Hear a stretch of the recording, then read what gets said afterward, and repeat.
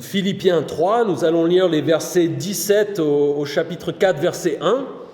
Mais pour vous rappeler le contexte et avant de le lire, on a vu Paul qui nous expliquait dans le passage précédent qu'il n'était pas encore arrivé, qu'il était en train de courir, mais qu'il n'était pas encore arrivé. Et il avait tout bien fait humainement dans sa vie avant de devenir chrétien. Lui qui était un juif zélé, qui était quelqu'un qui avait une grande expérience, qui avait respecté la loi jusqu'au bout, quand il a rencontré Jésus, il s'est rendu compte que ça ne servait à rien, qu'il fallait suivre Jésus et mettre sa foi en lui. Et à ce moment-là, Paul, quand il s'est tourné vers Jésus, il s'est trouvé engagé dans une course pour faire la volonté de Dieu, pour aller chercher ce que Dieu a prévu pour sa vie.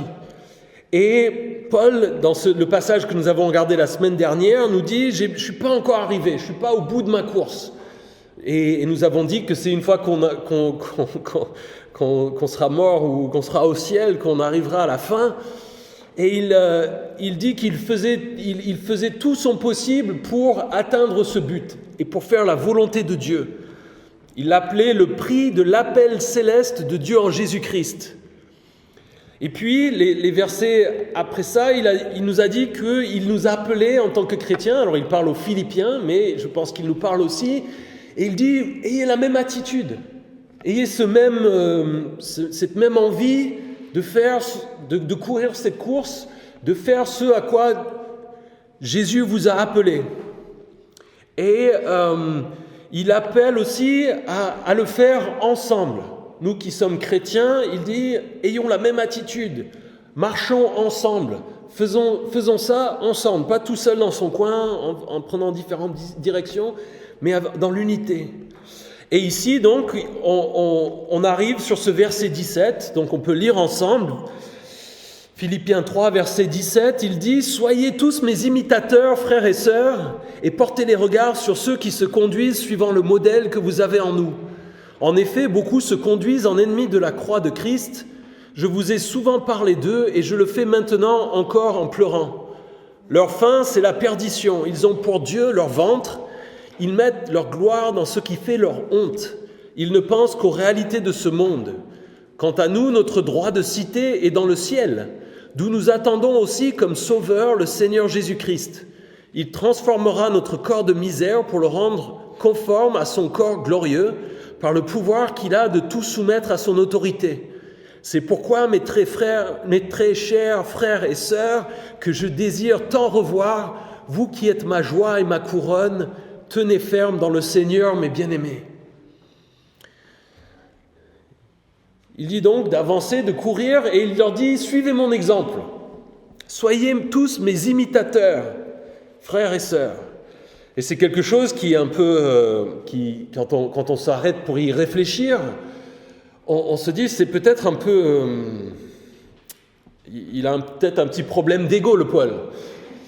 Peut-être qu'il pense qu'il est plus important qu'il est. Il dit regardez-moi, moi je suis un bon exemple, suivez-moi. Quand quelqu'un dit ça, en général, ça nous gêne. Si vous avez des collègues au travail qui vous disent moi je fais tout bien, faites comme moi. En général, il ne va pas se faire beaucoup d'amis dans son travail forcément. S'il a un peu d'humilité, ça peut passer, mais encore, c'est... Et Paul était un homme pécheur comme nous. Paul n'était pas un exemple parfait. Mais Paul est un bon exemple de la vie en Christ. Et surtout, Paul, et il le dit aux Corinthiens, dans 1 Corinthiens 11, verset 1, il dit presque la même chose, il dit « Soyez mes imitateurs comme je le suis moi-même de Jésus-Christ ». Paul dit, moi je cherche dans tout ce que je fais, dans tout ce que je peux faire, à être comme Jésus. Suivez mon exemple. Pas parce que mon exemple est le bon, mais parce que moi aussi je suis Jésus. Et vous avez en moi quelqu'un qui suit Jésus, un bon exemple. Et c'est comme ça que nous apprenons en tant qu'être humain. Nous avons besoin de gens qui nous montrent l'exemple. Et on a besoin d'exemples concrets, qu'on le veuille ou non. Et d'ailleurs, pour nous tous, si vous êtes chrétiens depuis un peu de temps, vous avez tous, j'imagine, des gens en tête auxquels vous pouvez penser et vous dire « Ces gens-là ont été un exemple pour moi dans ma foi en Jésus-Christ. Ils ont été un exemple pour moi de comment un chrétien doit vivre. Et dans d'autres domaines, vous avez aussi sans doute des exemples, des personnes qui pour vous ont été un modèle.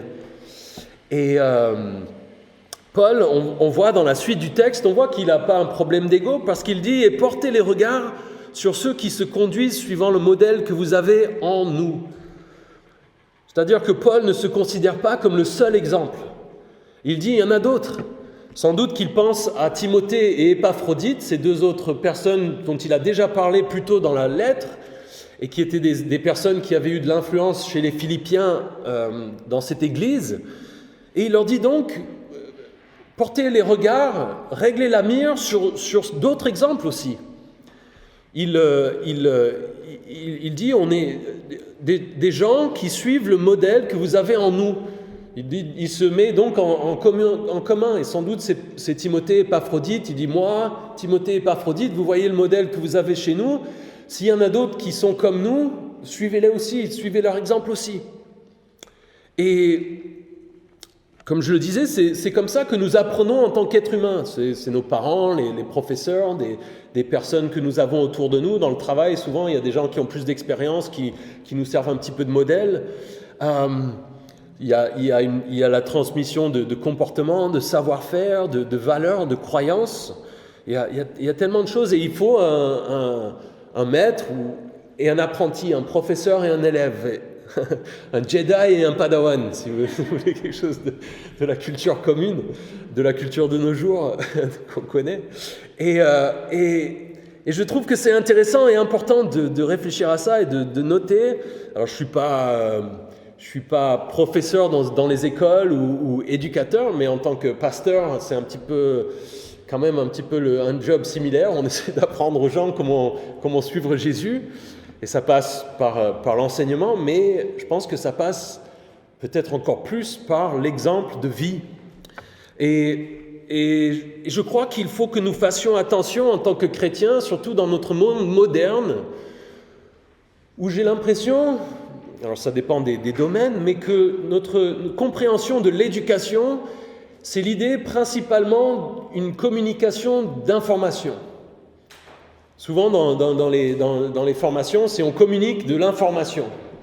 On dit voilà les règles, voilà les trucs techniques, voilà ce que... On le fait sur un tableau blanc ou noir. Et l'idée qu'on donne un exemple par comment on vit, il s'en trouve un petit peu perdu. Et c'est intéressant de voir d'ailleurs que souvent il y a un peu nous et aussi beaucoup de gens de notre monde, je pense qu'il y a un vrai peut-être, je pense que c'est en partie humain, mais quelque chose aussi de notre monde moderne, c'est l'idée de dire faites ce que je vous dis et pas ce que je fais. Et on aime bien, tout le monde aime bien dire ça. On a les politiciens qui nous disent qu'il faut payer nos impôts, et puis on s'aperçoit que... etc., etc. Des professeurs qui vous disent « Ah, il faut faire ci, il faut faire ça », et puis dans leur vie de tous les jours. Et en tant que chrétien, c'est important parce que on peut tomber dans un piège qui est de penser que la maturité chrétienne, c'est de comprendre et d'avoir plein d'informations, d'être un expert en théologie, de comprendre tous les sujets bizarres, quand on vient vous poser une question sur un passage bizarre de l'Ancien Testament, vous ayez tout de suite la réponse et vous sachiez ça c'est important, ça a sa place, c'est pas sans valeur, mais la maturité chrétienne se mesure par rapport à comment nous vivons, à l'obéissance à la Bible. Vous pouvez avoir quelqu'un qui connaît toute la Bible, qui connaît toute la théologie, qui peut débattre des points de théologie, qui peut vous faire une présentation sur la fin des temps, sur tout ce que nous avons vu dans l'Apocalypse, tout ça, et qui vit n'importe comment, qui ne fait pas les choses simples que la Bible nous dit de faire, qui ne prie pas, qui ne fait pas confiance à Dieu, qui ne se contente pas de ce que Dieu lui a donné, qui n'aime pas ses frères et ses sœurs. Et pour vous donner un exemple qui peut vous aider un petit peu à comprendre là où ce piège peut nous mener, ou pour vous aider à comprendre, si je vous dis que vous avez le choix entre un menuisier qui a, j'en sais rien, 20, 30 ans d'expérience dans son métier, et vous avez le choix en contraste, d'un professeur qui est chercheur à l'université, expert en résistance des matériaux et spécialisé dans le bois. Et je vous dis lequel vous voulez avoir pour qu'il vous construise votre maison à la montagne. Je suis prêt à parier que le professeur expert en bois, il ait du mal à couper une planche avec une scie. Moi, j'avais un ami quand j'étais au lycée à l'université, il était 2 ans plus jeune que moi. C'était un gars brillant qui, moi, je devais passer des heures pour apprendre des trucs, et lui, il le lisait une il apercevait en passant, il l'avait retenu. Je me souviendrai toujours, il avait eu un examen de biologie, et on était stressés parce que c'était un peu un gros truc à la fin de l'année, et il s'était fait des notes pour tricher. Parce qu'il était inquiet, parce qu'il n'avait pas des bonnes... en biologie, il était un peu moins solide. Donc il s'était fait une page de notes où il avait tout écrit tout petit à la main. Et au bout de 5 minutes, il n'était pas très doué avec ça, au bout de 5 minutes, le professeur le voit, lui prend son truc et lui dit « Bon, ça fait que 5 minutes, tu seras puni, tu n'auras là que la moitié de ta note. Donc on va prendre ta note sur 20 et on va la diviser par 2. Donc vas-y, fais ton examen, j'ai pris tes trucs, voilà, t'es puni. » Doué qu'il était, il avait tout retenu par cœur. Et donc il a eu 20 sur 20, et donc il a eu 10. Et du coup, il y avait des gens dans la classe qui étaient énervés parce qu'ils avaient eu 8 en n'ayant pas triché, mais lui, il avait eu 10 au final. Et par contre, cet ami-là, quand il fallait faire un sandwich, ou quand il fallait se faire les lacets, ou quand des choses pratiques de la vie, il était perdu. Et ça me faisait toujours rigoler, ce contraste. Et parfois, nous avons cette vision de dire quelqu'un qui est mûr dans la foi en Jésus-Christ, c'est ce théologien fou qui va vous parler de sujets compliqués. En fait, non. C'est celui qui a une sagesse, une connaissance pratique et qui vit la foi chrétienne. Et je pense que pour ceux qui sont chrétiens depuis un certain temps, vous avez en tête des gens dans les églises qui sont des gens humbles, qui ne sont peut-être pas des théologiens en puissance, mais sont des gens qui prient, qui lisent leur Bible, qui connaissent Dieu et qui ont une relation qui est belle à voir, et une vie qui correspond à ce qu'ils disent vouloir vivre. Et ici, il y a une question que nous pouvons nous poser. Paul disait « Imitez-moi ». Est-ce que je peux vous dire « Imitez-moi » ? Et vous, si vous êtes chrétien depuis un certain temps, est-ce que vous pouvez dire à un chrétien qui est plus jeune que vous « Imite-moi » ? C'est intéressant et révélateur de se poser cette question. Parce que ça montre, je pense, l'état de notre vie spirituelle. Si nous ne sommes pas capables de dire à quelqu'un « imite-moi », c'est sans doute qu'il y a des choses dans notre vie qui ne vont pas, dont nous sommes conscients et que nous n'avons pas changé. Et donc Dieu nous dit ce matin, je pense, arrêtez, changez, vous savez, changez ces choses et soyez des exemples pour les autres. Alors vous pouvez peut-être me dire, oui, c'est manquer d'humilité. On est tous pécheurs, il ne faut pas que... Mais si on tombe dans ce discours-là, en fait, on est en train de dire aux gens, faites ce que je vous dis et pas ce que je fais. Il y a une dissonance. Si en tant que chrétien, on dit, voilà comment Jésus veut que je vive, voilà comment Jésus veut que tu vives, et puis on dit, non, mais ne me prends pas en exemple, il y a un souci. Alors surtout, d'autant plus pour des gens qui ont des responsabilités dans l'Église, mais je crois aussi pour chaque chrétien. On devrait pouvoir dire à un chrétien plus jeune que nous, j'en sais pas, je suis peut-être pas parfait, mais je sais les choses de base et je les fais. Prends exemple là-dessus et fais pareil. Est-ce que je suis un bon exemple ? Et Paul, je pense ici, il dit, portez les regards sur... Et en fait, ce qu'il est en train de dire, c'est régler la mire, c'est chercher des gens qui soient des bons exemples. Et il y a un danger dans nos vies de prendre exemple sur des gens qui ne sont pas de bons exemples. On a des gens peut-être dans nos vies qui nous donnent des conseils, qu'on écoute, qu'on regarde peut-être comme des exemples parce qu'ils ont une connaissance peut-être, mais si on regarde le fruit et ce qui se passe dans leur vie, parfois il y a des personnes dans nos vies qu'on ne devrait pas écouter, qu'on ne devrait pas prendre en exemple.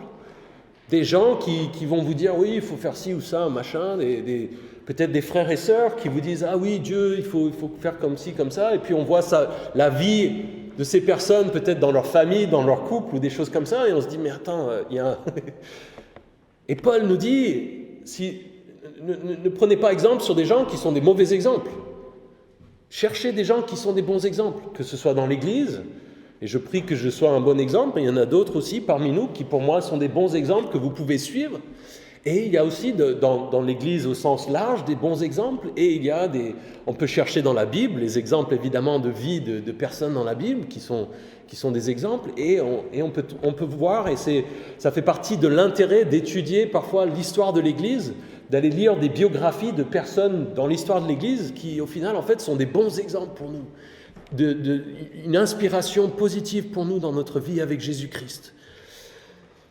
Et Paul exhorte les Philippiens à suivre son exemple, et de bons exemples, parce qu'il sait qu'il y a beaucoup de mauvais exemples. Et c'est ce qu'il dit au verset 18.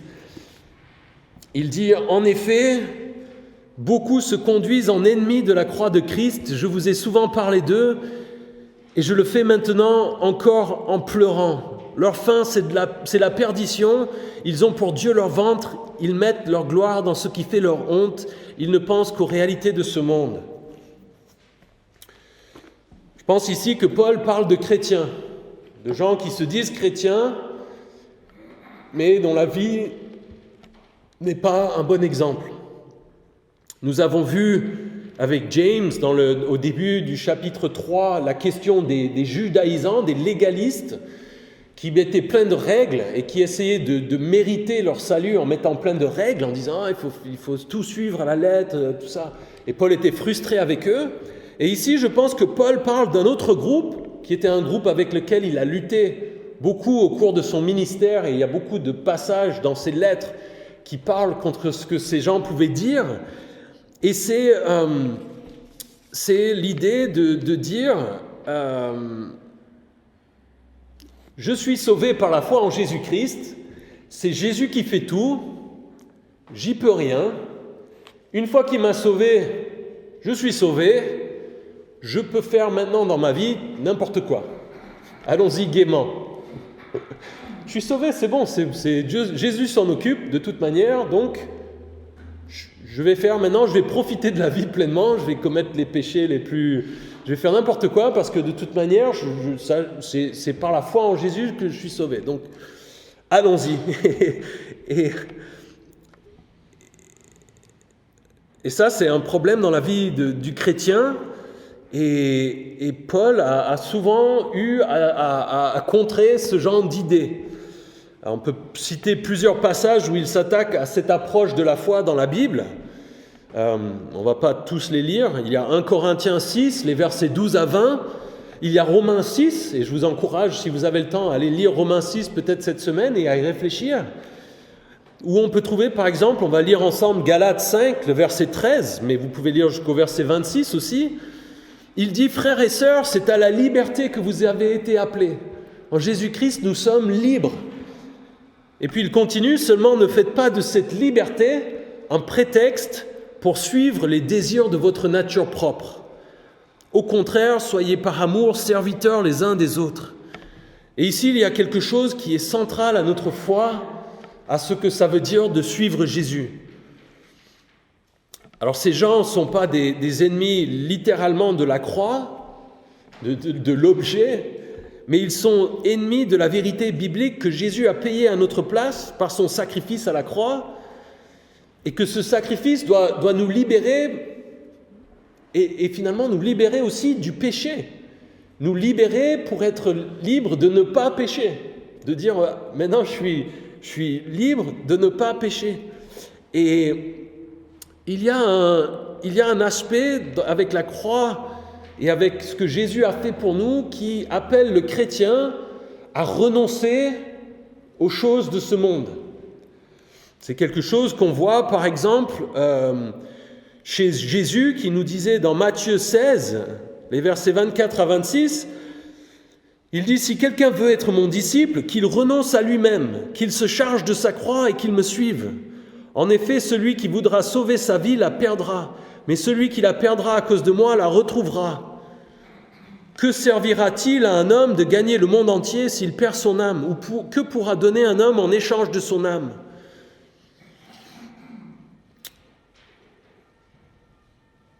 Paul dit que ces gens ne sont concernés que par les choses de ce monde, qu'ils sont totalement concentrés sur ce qui se passe ici dans cette vie et qu'ils veulent profiter pleinement de cette vie. Et Paul, Jésus le dit de différentes manières, mais Paul dit, on est appelé à renoncer à cet objectif de dire principalement, mon objectif principal, ça va être de profiter dans cette vie. Et, alors ça, c'est pas l'idée, parfois quand on entend ça, on a l'idée de dire, la vie du chrétien, c'est un truc vraiment, c'est triste, on n'a pas le droit de profiter. Et c'est pas l'idée qu'on ne peut pas profiter des choses que Dieu a créées dans ce monde qui sont bonnes, mais c'est l'idée qu'on change d'objectif principal. On arrête de dire, cette vie maintenant et ici, c'est tout ce qu'il y a. L'idée à ce moment-là, c'est de dire, il faut qu'on profite, quoi. Il faut vraiment qu'on a l'occasion, on est ici, c'est maintenant l'occasion de profiter, donc allons-y.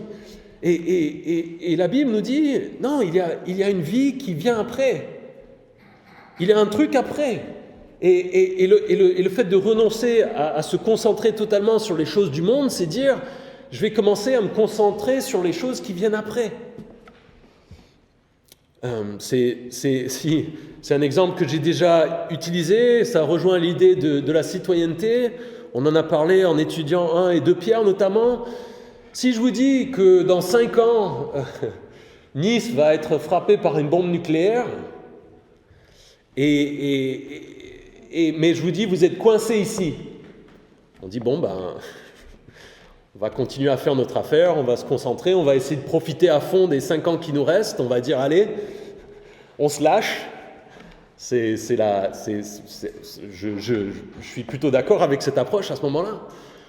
Mais si je vous dis, vous avez le droit de partir ailleurs au bout de 4 ans, avant que ce soit détruit ici, et vous pouvez déjà aujourd'hui commencer à travailler dans ce sens et à investir pour que votre maison et là où vous allez vous trouver dans 4 ans, ce soit bien. On comprend que tout d'un coup, la personne qui a cette perspective va se dire, je ne vais pas chercher maintenant à profiter à fond on ne va pas dire, je vais dépenser tout mon fric et le gaspiller en 5 ans parce qu'au bout de 5 ans, j'y passe.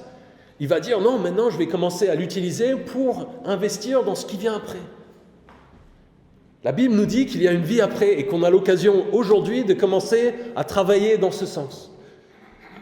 Et donc, ce n'est pas le fait de dire « on ne peut plus rien faire ici », c'est simplement qu'on dit « non, ça va être super et j'ai l'occasion de commencer déjà à préparer ».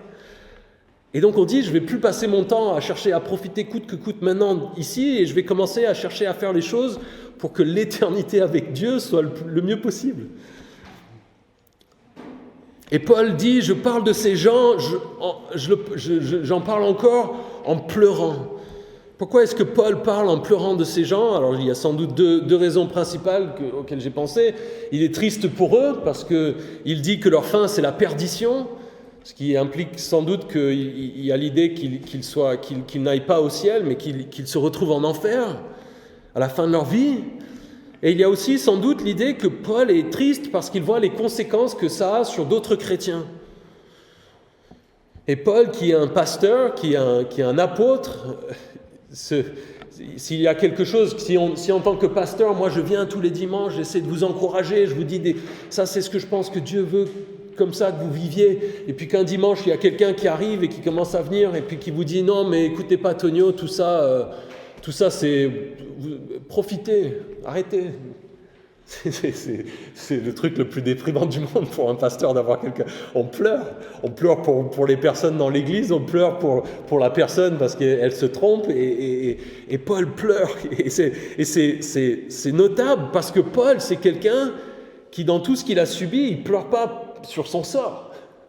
C'est comme si je vous disais J'en sais rien. C'est comme de prendre un rugbyman ou un mec qui est habitué au combat, j'en sais rien, les trucs MMA, machin, et quand un gars comme ça se met à pleurer, en général, on se dit c'est pas parce qu'il a mal ou parce qu'il lui est arrivé quelque chose, quoi. C'est plutôt parce qu'il y a quelque chose peut-être chez ses proches ou quelque chose d'extérieur.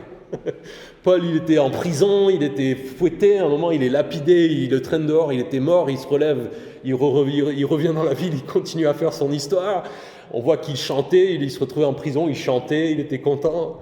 C'était pas quelqu'un qui s'apitoyait sur son sort. Et ici, il dit, je pleure. C'est marquant. Et il pleure parce qu'il y a ce tort qui est causé chez les autres chrétiens. Et c'est quelque chose qui existe encore de nos jours, cette idée de gens qui défendent une doctrine, l'idée que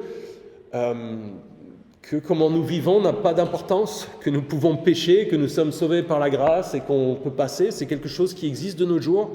Il y a différents courants théologiques, de doctrine. On peut parler de ce qui s'appelle l'universalisme, qui est l'idée que Dieu est amour et qu'à la fin, tous les hommes vont se retrouver au ciel.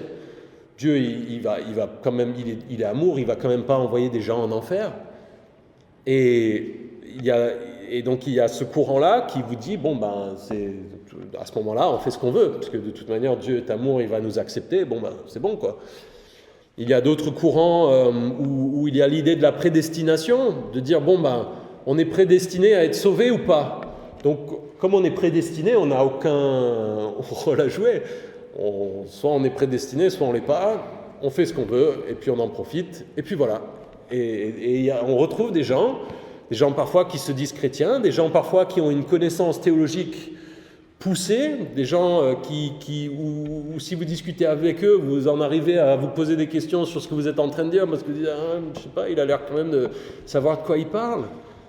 Paul, il pleure ici. Il dit, il y a des gens comme ça qui disent qu'ils sont chrétiens, qui viennent et qui vous disent ça. Et c'est pas la foi en Jésus, c'est pas ce que Dieu veut. Et je pense qu'il pleure, il y a une double conséquence. Et c'est ce qui arrive souvent chez l'être humain. La foi et la relation avec Dieu, il y a souvent une question d'équilibre. Et nous, on aime bien les extrêmes, on aime bien le noir et blanc. Et Dieu, souvent, c'est un truc un peu gris, un équilibre où il faut du discernement. Dans chaque situation, il y a de la nuance, etc., etc. Et qu'est-ce qui se passe ici dans ces cas-là ? Paul, il avait à lutter, je pense, il a deux groupes qu'il aborde rien que dans ce chapitre. Il a les légalistes qui disent « Ah non, pour être sauvé, il faut respecter plein de règles, il faut faire des listes et des machins et s'assurer que tous les gens les suivent à la lettre, etc., etc. » Et Paul, il dit « Non, c'est par la grâce qu'on est sauvé, on ne peut pas le mériter. » Et quand il dit ça, on a l'autre groupe qui arrive au galop qui dit « c'est bon, on est sauvé par la grâce, donc on fait n'importe quoi. » Et Paul, il dit « Non, on est sauvé par la grâce, mais Dieu nous appelle on est appelé à vivre et à ne plus être esclave du péché, à faire la volonté de Dieu. » Et quand il y a ces gens qui viennent dans l'église et qui disent « on peut faire n'importe quoi, on va vivre comme on veut, de toute manière, il n'y a pas de règles, il n'y a pas de machin, on est sauvé par la grâce. » Ça donne du grain à moudre, ça donne des munitions aux légalistes qui disent « Tu vois, si tu prêches la grâce, si tu dis que c'est par la grâce qu'on est sauvé, alors les gens ils vont faire n'importe quoi.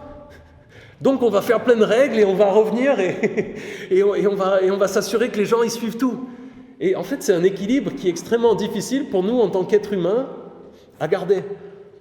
Nous sommes sauvés par la grâce et c'est par la foi seule en Jésus-Christ et nous ne pouvons pas le mériter.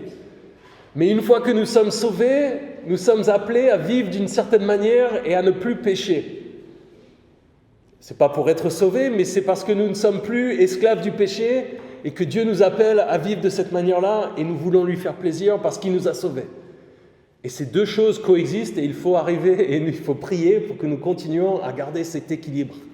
Et c'est difficile. Et Paul, il dit concernant ces gens, il dit « leur Dieu, c'est leur ventre ». Ça, c'est marrant comme expression. Ça veut dire qu'ils cherchent toujours à satisfaire leur envie, leur désir physique, naturel. Et c'est en opposition à la vie de l'esprit. On peut parler d'épicurisme dans les courants théologiques, où cette idée de dire qu'on va faire l'objectif principal dans notre vie, ça va être de satisfaire nos désirs naturels.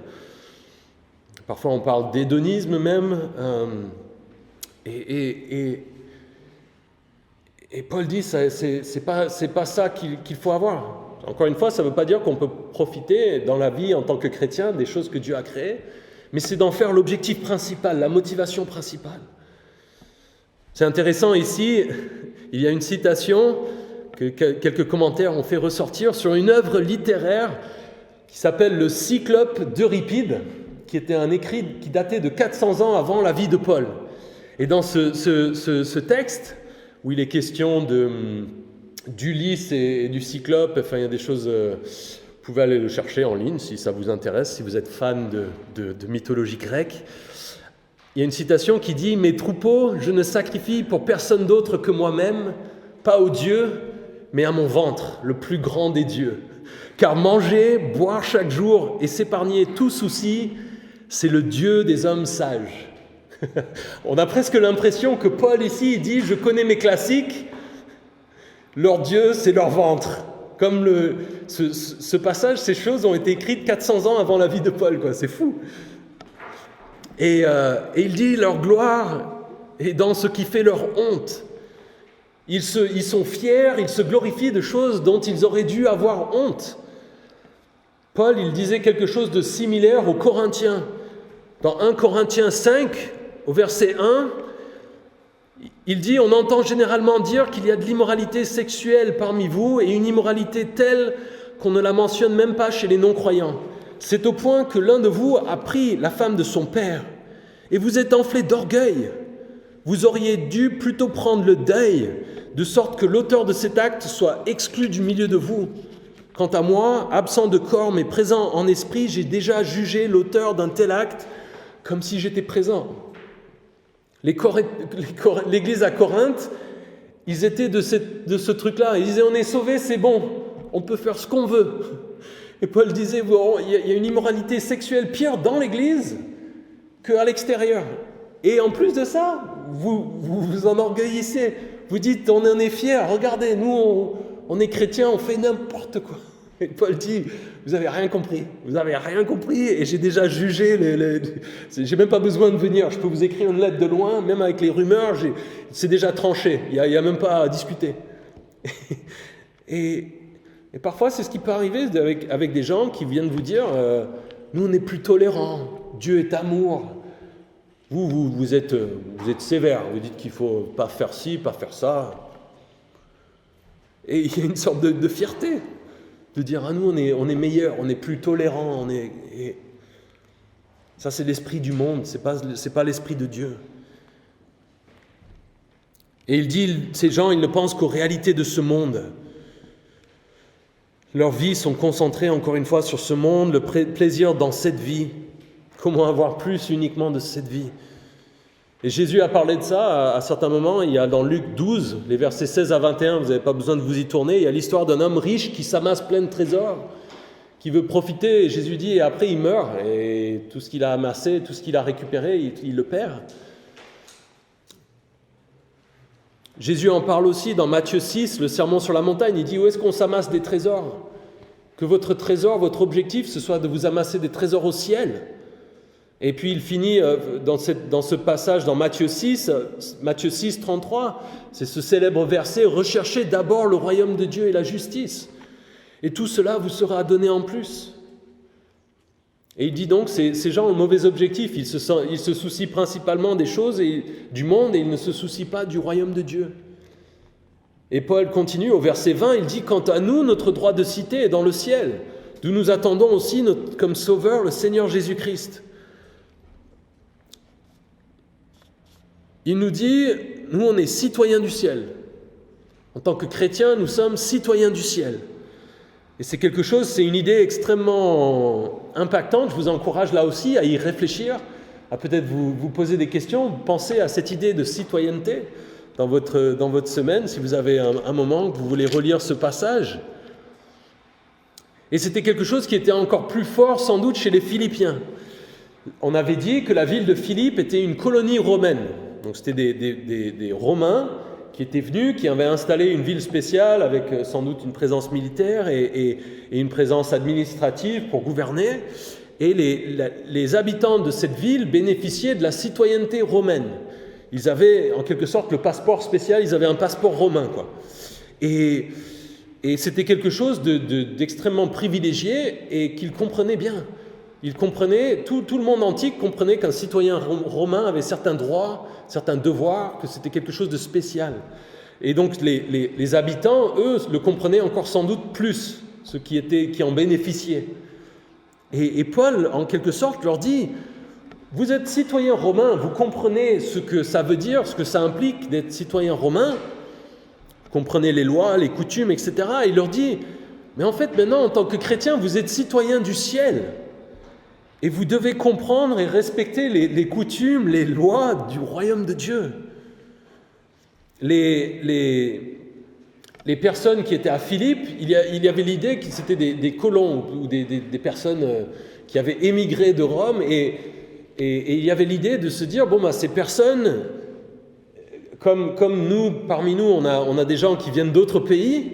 Quand vous venez dans votre pays, vous vous souvenez de là où vous êtes parti. Votre identité est attachée à ceux que vous avez quittés. Et Paul dit, vous avez quitté Rome et vous êtes arrivé à Philippe, mais vous comprenez, vous avez cette compréhension, vous n'avez pas oublié Rome. Et il dit, de la même manière, vous êtes citoyen du ciel, vous n'y êtes peut-être pas encore, mais comprenez que votre identité doit être définie par votre attachement, votre appartenance au ciel. Et on peut creuser un petit peu dans cette idée d'identité nationale et du fait d'être étranger. Et il y a plein de choses sur lesquelles on pourrait s'attarder. Mais par exemple, parmi nous, qui c'est qui est niçois? Il y a Yann, bien joué. Jérôme, bravo. On en a eu quelques-uns en plus à 9h, mais donc tous les autres, vous ne venez pas d'ici. Il y en a qui viennent de plus loin ou de plus près, mais on comprend qu'on n'oublie pas là d'où on vient. On comprend que notre identité est attachée à la citoyenneté que nous avons, que nous connaissons ces choses. On comprend que l'on parle souvent en bien de l'endroit d'où on est venu, que l'on a une sorte d'espérance de pouvoir y retourner. Pour beaucoup, alors ça dépend d'où on est venu. Pour certains qui ont dû fuir, malheureusement, dans certains pays, ce n'est pas forcément le sentiment qui prédomine. Malheureusement. On comprend aussi souvent qu'en tant que personne qui viennent d'un pays, qu'on a une réputation et un comportement à avoir. En tant que Français, je dis ça en rigolant, un Français, il sait que pour représenter son pays, il a besoin de pain, de fromage et de vin. Et c'est marrant, vous allez dans les autres pays, un Français, pas tous, mais il y en a qui vont chercher à trouver du fromage, comme en France, à trouver leur baguette. C'est marrant de voir, dans des pays, on peut aller aux États-Unis et trouver des boulangeries françaises, où les Français peuvent trouver des baguettes correctes, quoi. Et on trouve du fromage et du vin, et on comprend qu'en tant que Français, il y a quand même un côté où on doit, peut-être c'est pas notre truc préféré, mais on doit avoir un peu de connaissance et une petite appréciation. C'est d'ailleurs toujours un petit peu, on peut être mal à l'aise. Moi, je suis pas un expert en ces choses. Des fois, je me retrouve aux États-Unis notamment, où il me pose des questions. J'avais un ami en particulier qui était fanatique, qui était devenu expert en fromage et en vin et en tout français, un Américain. Il lisait des livres, des machins, des trucs, et il allait à des rencontres, et il me posait des questions, et je lui disais, écoute, moi je vais à Carrefour et j'achète un truc, je comprends certaines, mais en gros, chez nous, tout est suffisamment correct pour que, après il y a des trucs, on peut aller chercher des trucs vraiment bien, et parfois on le fait, mais... Mais on comprend cette idée. On pourrait passer beaucoup de temps à dire qu'est-ce qui se passe au Brésil, quelles sont les choses que fait un Allemand, et on a ces discussions parfois, des gens qui vous disent mais pourquoi vous faites comme ça ici? Chez nous c'est mieux. Nous comme ça on fait ci, on fait ça, c'est comme ça qu'on se comporte, et on comprend ces choses et on comprend cette attirance, et la Bible nous dit que nous sommes citoyens du ciel. Nous tous qui sommes chrétiens, nous ne sommes plus principalement des citoyens d'un tel endroit ou d'un tel endroit. Vous et moi, nous sommes tous unis dans le fait que notre identité maintenant devrait être principalement le fait d'être citoyens du ciel. Nous ne sommes plus principalement brésiliens, américains, allemands, etc., etc. Nous sommes citoyens du ciel. Et la Bible nous va même plus loin et dit on est étrangers sur cette terre. On est des migrants. On pourrait passer beaucoup de temps à réfléchir sur les migrants et sur la situation de notre monde actuellement pour se poser des questions sur ce que ça veut dire que d'être migrant. Il y a des passages dans la Bible, il y a Hébreux 11, les versets 13 à 16, qui parlent de ces héros de la foi et du fait qu'ils avaient compris qu'ils étaient pas là pour l'éternité, qu'ils étaient que de passage. Et dans 1 Pierre 2, 11, Pierre nous dit « Bien-aimés, je vous encourage en tant que résidents temporaires et étrangers sur la terre, à vous abstenir des désirs de votre nature propre qui font la guerre à l'âme. » C'est vraiment, ça s'applique parfaitement à notre passage ce matin. Il dit « Vous êtes étrangers, donc je vous encourage à ne pas chercher à faire plaisir à votre chair ici. » Et en tant que citoyens, on a un appel à nous comporter comme doivent se comporter des citoyens du ciel. Et encore une fois, là, on pourrait réfléchir à ce que ça veut dire et ce que ça représente. On ne va pas faire trop long ce matin, donc on ne va pas le faire, mais je vous encourage à y réfléchir. C'est surtout avec la situation et avec les migrants que nous pouvons avoir parmi nous. Je vous encourage à vous dire, tiens, d'une certaine manière, je suis comme ces personnes dans ce monde. Et mon objectif, c'est le ciel. Et il continue en disant, donc notre droit de cité, c'est-à-dire citoyenneté, est dans le ciel, d'où nous attendons aussi comme sauveur le Seigneur Jésus-Christ. Comme on pourrait attendre avec impatience la visite de quelqu'un de notre pays d'origine, peut-être de la famille, peut-être à l'époque il y avait l'idée de visite de royauté ou de personnes importantes. Il dit on attend avec impatience le retour de Jésus notre Seigneur et Sauveur. Et ici, encore une fois, quand on se plonge dans le contexte des Philippiens, en lisant on passe parfois un petit peu, mais les Romains, Rome, l'Empire romain, était dirigé par ces empereurs qui voulaient être considérés comme des dieux. On trouve des inscriptions, les archéologues trouvent des inscriptions sur des pierres. Vous pouvez aller chercher en ligne, il y a des photos de ces choses. Alors c'est souvent en latin, donc c'est pas forcément, si vous n'êtes pas expert, peut-être vous avez du mal. Mais pour vous donner un exemple de ce que les empereurs romains cherchaient à être et comment ils cherchaient à être reconnus, on a trouvé à Éphèse une inscription concernant Jules César qui est décrit comme le Dieu manifesté d'Arès et d'Aphrodite et sauveur universel de la vie humaine. Pas mal, hein? Il y a des ruines, je crois que c'est Carthage, où il disait qu'il voulait honorer le Dieu, empereur et sauveur du monde habité, Gaius Julius César. Et on a vu qu'à un moment donné, ils ont instauré un culte où il fallait venir, faire brûler une pincée d'encens et dire César est Seigneur. Et Paul ici, nous on lit ça en passant, Paul il est en train de dire l'empereur c'est pas votre Seigneur, l'empereur c'est pas votre sauveur. Ils peuvent essayer de le croire, ils peuvent essayer de vous forcer à le dire, mais c'est pas vrai. Il dit vous êtes citoyens du ciel. Votre Seigneur, votre Sauveur, c'est Jésus-Christ. C'est lui seul. Et nous attendons son retour avec impatience. C'est comme s'il nous disait, non, vous n'êtes pas français, vous êtes chrétien. Avant tout, vous êtes citoyens du ciel. Le président, ce n'est pas votre Seigneur, ce n'est pas votre Sauveur. C'est Jésus-Christ. Et beaucoup de ces chrétiens à qui il écrit enduraient peut-être déjà de la persécution physique à cause de ça, du refus d'accepter ça, où ils allaient l'endurer bientôt. On sait que beaucoup de ceux qui étaient persécutés et mis à mort à cette époque-là, c'est parce qu'ils refusaient d'appeler César Seigneur et qu'ils en payaient le prix. Et je pense que c'est quelque chose que nous pourrions et que nous devrions méditer en tant que chrétiens, parce que la tournure que prennent les événements dans notre monde actuel, à mon sens, font qu'il y a un risque dans un avenir plus ou moins lointain qu'on soit mis au défi de dire qui est le plus important. Est-ce que c'est Jésus ou est-ce que c'est quelqu'un d'autre? Est-ce que c'est un pays? Est-ce que c'est une personne? Qui est celui qui a le plus d'autorité sur nos vies? Nous sommes appelés à respecter nos autorités dans la mesure où ils ne nous demandent pas de renier Jésus et de dire autre chose. Comprenez bien que je ne pense pas que ce soit le cas pour nous actuellement.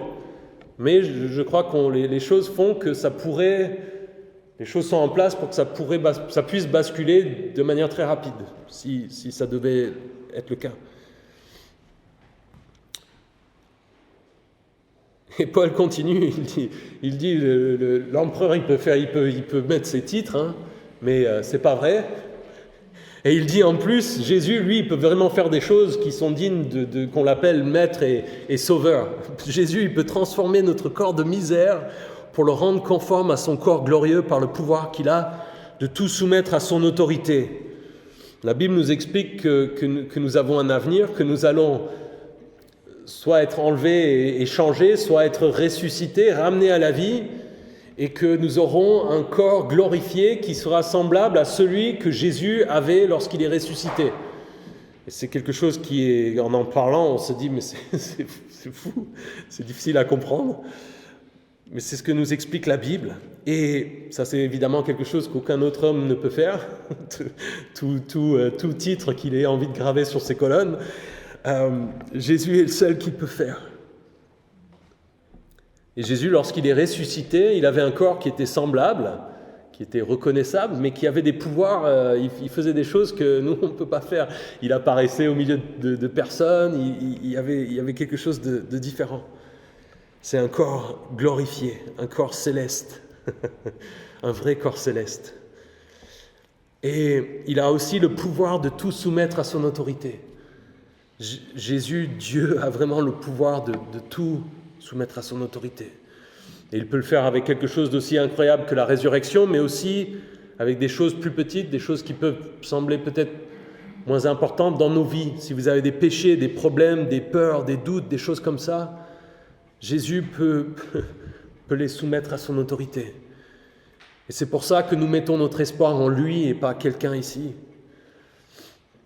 Ce que moi je ne peux pas faire, Jésus peut le faire. Et puis il continue au verset 1 du chapitre 4. C'est pourquoi, mes très chers frères et sœurs, que je désire tant revoir, vous qui êtes ma couronne et ma joie, tenez ferme dans le Seigneur, mes bien-aimés. Encore une fois, les chapitres et les versets sont venus et ont été superposés au texte. Plus tard, je trouve que ce verset aurait été plus logique comme dernier verset du chapitre 3. Je pensais que ce serait marrant si on écrivait des lettres à nos amis et qu'on mettait des chapitres et des versets. Oui, mon ami, d'après mon verset 10 du premier chapitre, tu verras que je vais bien et que les enfants vont bien. Paul écrivait une lettre, il n'y avait pas de division, sa pensée suivait, il y avait une pensée logique, et c'est plus tard que nous avons mis les chapitres et les versets pour pouvoir y faire référence, nous, comme un outil, mais ce n'est pas forcément toujours l'idée qui était initialement là. Et je trouve que ce verset va avec le reste. Et il dit, c'est pourquoi, puisqu'on a ces choses, puisque nous avons cette citoyenneté au ciel, puisque nous avons cette espérance en Jésus-Christ, tenons ferme, continuons à courir la course, endurons. Et il parle de ces Philippiens, on voit encore l'amour qu'il avait pour eux.